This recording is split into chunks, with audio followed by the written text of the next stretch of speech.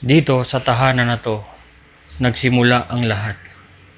Mula sa bayan ng Negros, lumipat ang pamilya Bakaling upang makipagsapalaran sa Maynila. Taong 1998 nang dumating sila dito kasama ang nag-iisang ina at ang isang ama. Ipinakilala ang bawat isa sapagkat sila ay hiwalay-hiwalay ng mga bata pa. Nung nagkita na silang magkakapatid, dito nila itinuon at ipinundar ang kanilang oras mula sa pag-aaral hanggang sa matutong magtrabaho at magkapamilya. Ngunit natira na lamang ang nagngangalang Bem, at sa bahay na to maraming saksi at maraming mga alaalang hindi malilimutan. Isa sa pinakamagandang alaala ay yung sabay-sabay pa kami kumain sa labas. Subalit lumilipas ka ang panahon at talaga namang napakasakit tanggapin na ang lahat ng umpisa ay may katapusan.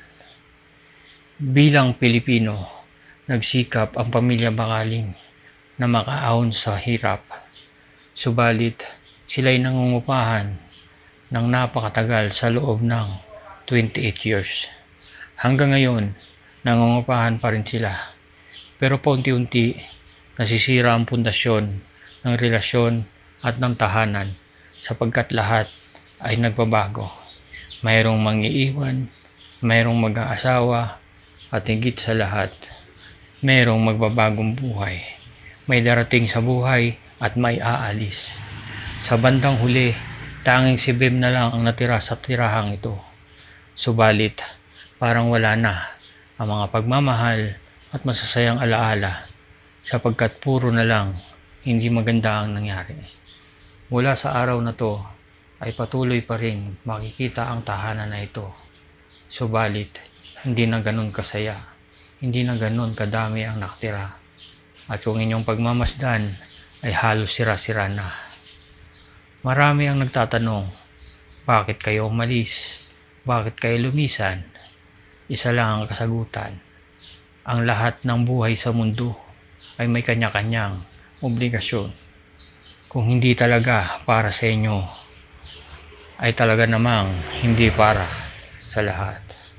At ang mas masakit pa rito, ang pangungupahan ay hindi ganun kadali.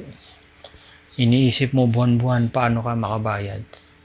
Muli, ito ang munting tahanan na sa loob ng 28 years ay aking tinirahan at ang nangangalang Bem ay ako yon. Mula noon hanggang ngayon, umaasa akong mabubuo pa rin ang samahan, ang masasayang alaala na sabay-sabay kumakain sa labas ng simpleng almusal. Pero sa ngayon, mukhang hindi na mangyayari sapagkat nagkanya-kanya na ng buhay.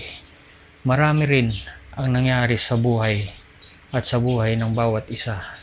Mayroong nakapag-abroad, mayroong nakapagtrabaho at nabili naman nila ang kanilang mga luho. Subalit, may kapalit pala ang lahat ng mga luho sapagkat kapag ikaw ay nilamon na ng sistema, ay talagang nilalamon na rin ang iyong ugali. Wala na ang malalambing at masasayang alaala na inyong makikita at puro na lang galit at puot ang mararamdaman. Siguro, tama na o pagkakataon na siguro ang nagsabi na itigil na ang lahat.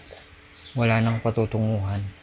Ang tirahan nito ay magsisilbing alaala sa lahat na minsan may isang pamilyang masaya, may isang ina, may isang ama, may mga magkakapatid na sabay-sabay mag-aral, sabay-sabay noon umaalis sa bahay at paunti-unti nawawala mula sa ama, sa anak, sa pinsan, sa pamangkin at sa mga sumunod na mga henerasyon. Wala na ang dating silang masaya. Medyo naiiyak o nalulungkot ako dahil ako mismo ang nagkikwento ng mga nararanasan ko. Ito ang buhay na sinapit ng isang taong tinapong parang basahan, na hindi alam kung saan pupunta, na hindi alam kung saan tutungo. Ngunit pinipilit niya pa rin bumangon. Sinasabihang tamad, sinasabihang walang silbi, at higit sa lahat, sinasabihang walang mararating. Sa ngayon, nagsisikap ang batang si Bem upang makapasok sa larangan ng pelikula. At maraming salamat sa mga pagkakataong dumating dahil sa taong 2026, mukhang nagbukas ang pinto sa mga oportunidad mula sa short film hanggang sa mainstream. Abangan na lang ang mga susunod na kabanata ng buhay ni Bem at ang tahanang ito kung mababalikan pa o magkakaroon pa ng sigla at saya na makikita ng bawat mamamayan at bawat kapitbahay na tsismoso dito sa amin. Hanggang sa muli, paalam. Ito ang nagsilbing aral sa loob ng 28 na taon na magkakasama na bandang na maghihiwalay rin pala dahil ang buhay may umpisa, may katapusan. Maraming salamat.